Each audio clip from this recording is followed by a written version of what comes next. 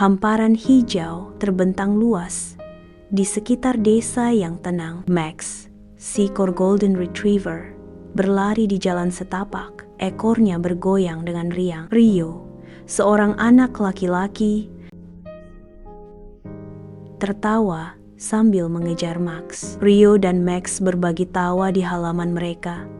Sebuah pohon besar menawarkan naungan yang sejuk. Rio melempar frisbee, membuatnya melayang tinggi di udara. Max melompat tinggi, tangan terulur untuk menangkap cakram terbang. Tawa mereka bergema, memenuhi udara dengan sukacita. Rio duduk tenang di tempat tidur, asyik membaca buku. Max berbaring di kaki Rio, kepalanya bersandar dengan nyaman di pahanya. Rio membelai kepala Max dengan sayang, menunjukkan kasih sayang yang mendalam. Rio dan Max sedang berjalan di sawah. Rio berbagi mimpinya dengan Max. Max mendengarkan dengan penuh perhatian, menggonggong seolah mengerti. Rio, 15 tahun, berbaring lemah di tempat tidurnya, diselimuti oleh kesunyian yang berat. Ibunya duduk di hadapannya, wajahnya terukir dengan kekhawatiran. Max duduk di kaki tempat tidur, pandangannya dipenuhi kesedihan saat dia mengawasi Rio. Ibu Rio mencoba menghibur Rio. Rio, kamu harus berjuang. Max dan ibu akan selalu ada untukmu, kata ibunya dengan suara bergetar. Rio hanya bisa tersenyum lemah dan memeluk Max. Rio duduk di bangku kayu tua bersama ibu dan Max. Rio mendongak, suaranya lembut namun tegas. Ibu Max, aku ingin pergi ke tempat yang lebih indah. Tempat di mana aku bisa bermain lagi tanpa rasa sakit. Rio terbaring lemah, sementara Max tetap teguh di sisinya. Max mendengarkan dengan saksama setiap napas yang melemah. Ibu Rio mendekap tubuh Rio yang tak bernyawa.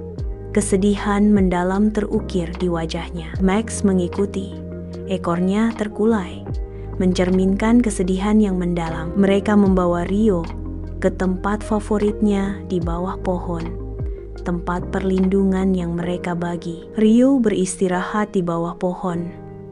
Max berdiri di samping kuburan, matanya yang penuh kasih tertuju pada tanah yang baru saja ditutupi. Dia tidak mengerti mengapa Rio harus pergi, tetapi dia tahu temannya tidak akan pernah kembali. Hari-hari berlalu, Max dengan setia mengunjungi makam Rio, duduk dalam keheningan. Pandangannya kosong ke arah langit, berharap Rio akan kembali. Setiap kali hujan turun, Max menunggu di bawah pohon besar. Dia menatap tanah basah, seolah ingin merasakan kehadiran Rio di sana. Rumah Rio tampak kosong dan sunyi, sebuah bukti nyata perjalanan waktu. Aku tetap di sini, sosok penyendiri yang dengan teguh menantikan kembalinya Rio. Dia berlari ke taman, tertarik ke pohon yang pernah mereka tanam bersama.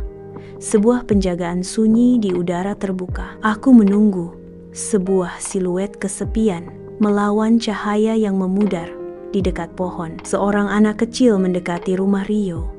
Rasa ingin tahu terpancar di mata mereka. Siapa anjing ini? Kenapa dia selalu duduk di sana? Anak itu bertanya, menunjuk ke arah Max. Max menunggu dengan sabar, seorang penjaga setia di depan pintu Rio. Dalam kilas balik, Rio dan Max muda menanam pohon. Tawa polos mereka memenuhi udara. Dorongan main-main mereka menciptakan simfoni kegembiraan. Seorang ibu tersenyum lembut. Anjing itu dulunya milik seorang anak laki-laki yang sangat mencintainya. Dia selalu menunggunya untuk kembali. Dan meskipun anak laki-laki itu sudah tidak ada, anjing itu tetap menunggu.